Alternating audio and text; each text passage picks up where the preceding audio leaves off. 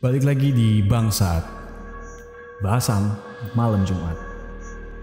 Di cerita kali ini, gue akan mengisahkan tentang sebuah cerita dari negeri matahari, yaitu negeri Jepang. Jepang yang terkenal dengan animenya, Jepang yang terkenal dengan manganya. Ternyata di sana juga banyak kejadian-kejadian kejam dan akhirnya menjadi kejadian mistis.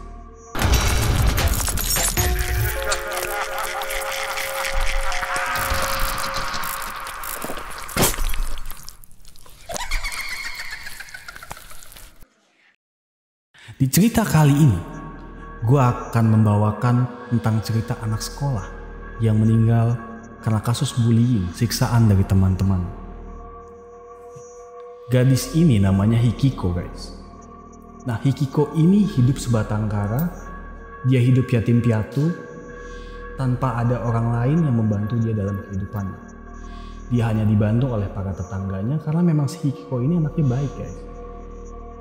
Dia itu suka membantu tetangganya, suka membantu para lansia yang ada di lingkungannya. Nah, si Hikiko ini sering banget dijadikan bullying, guys. Nah, bullying ini memang sangat terkenal banget, apalagi sekolah-sekolah Jepang pada umumnya. Nah, ketika Hikiko mendapatkan bullying dari teman-temannya, biasanya dia cuma bisa mengadu. Karena nggak ada siapapun tempat dia buat mengadu. Nah, one day, suatu ketika, saat dia pulang dari sekolah, di tengah perjalanan dia pulang, dia menemukan seekor kucing. Dia melihat, mungkin merasa kayak kucing ini mengalami nasib yang sama nih kayak gue nih. Kucing ini kayak mirip nih kayak gue, yatim piatu juga, terlantar di jalan. Akhirnya kucing ini dibawa pulang oleh si Hikiko. Ketika Hikiko sampai di rumah, Hikiko langsung memandikan kucing ini, memberikan makan, ngasih susu. Bahkan Hikiko ini ngasih kardus khusus untuk si kucing ini tinggal. Nah, susu yang tadi diberikan sama Hikiko itu adalah pemberian dari tetangganya, guys. Jadi ketika tetangganya ngasih susu, si Hikiko ini membagi dua untuk dia dan si kucingnya. Nah, anehnya, saking bencinya nih teman-teman sama si Hikiko, mereka itu sampai tahu kalau Hikiko itu nemuin kucing, dan mukanya ketika si Hikiko sampai di sekolah itu ceria banget. Ini emang aneh banget sih, guys. Maksudnya bullying di Jepang tuh gila banget. Sampai akhirnya teman-temannya itu bikin rencana buat ngebunuh si kucing itu. Nah, tiba suatu hari dimana ketika teman-teman ini mau menjalankan rencananya, mereka ini ngirimin surat ke rumahnya si Hikiko. Kalau mereka itu menyekap si kucingnya, dan kalau si Hikiko mau kucingnya balik lagi, dia harus ke halaman parkir sekolah. Nah, jadi ketika si Hikiko ini pulang, dia itu menyadari kalau kucing gua kemana nih. Akhirnya dia baca surat itu, dan dia baca, akhirnya dia datang ke halaman parkir sekolahnya. Nah, terkejutnya dia ketika dia sampai, ternyata kucingnya itu udah diikat lehernya, guys. Diikat, dan tali ikatan sambungan lainnya itu diikat lagi di mobil gurunya gitu. Nah, ketika diikat sama di mobil gurunya itu, gurunya ini akhirnya naik ke mobil itu, dan ini waktunya berpapasan ya. Jadi ketika gurunya itu udah mulai jalan, si Hikiko ini lompat guys buat nangkep tuh tali supaya kucingnya itu nggak sampai keseret. Alhasil si kucing ini dan si Hikiko keseret sampai beberapa kilometer. Let's say 2 kilometer loh. Lo tau kan 2 kilometer tuh lumayan, boy. Maksudnya kayak 2 kilometer gitu.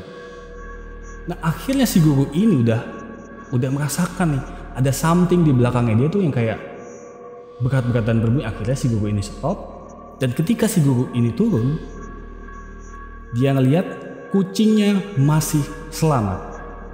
Tapi sayangnya, Hikiko tewas saat itu. Nah, dikisahkan ketika Hikiko ini meninggal, dia itu menjadi arwah yang gentayangan. Hikiko ini sering muncul di jembatan-jembatan penyeberangan, di terowongan-terowongan kecil di Jepang, dan sasarannya ini adalah anak-anak sekolahan. Itu karena rasa dendam dia kepada teman-temannya yang sudah membunuh dia. Dan dikisahkan oleh para penduduk Jepang sana, ketika hantu ini muncul, jangan pernah mendekatinya, jangan pernah menegurnya. Karena hantu ini dengan penampakan yang baju putih, kemudian lusuh, rambut panjang, dan dia membawa sebuah boneka. Tentunya sebagai orang dewasa pasti akan mendekati dia.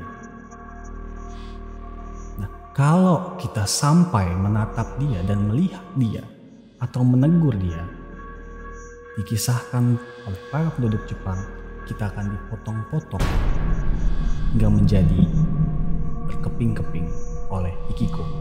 Karena Hikiko di sini menjadi arwah gentayangan yang sangat kejam. Nah, untuk penangkal Hikiko ini, ketika kalian bertemu dengan dia, dikisahkan kalian harus menatap matanya, lalu mengatakan, anak baik, anak baik, anak baik 3 kali. Atau di dalam bahasa Jepang kita harus menyebutkannya dengan origiri, origiri, origiri.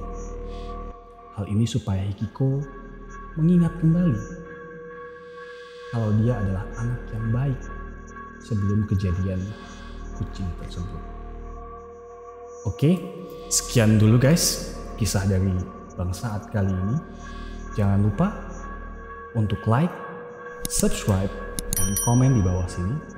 Karena tentunya kita akan terus berusaha untuk memberikan konten-konten atau cerita-cerita yang menarik lainnya supaya kalian bisa tetap terhibur. Jadi sekian dulu dari gua. Sampai ketemu kita lagi di Bang Saat minggu depan.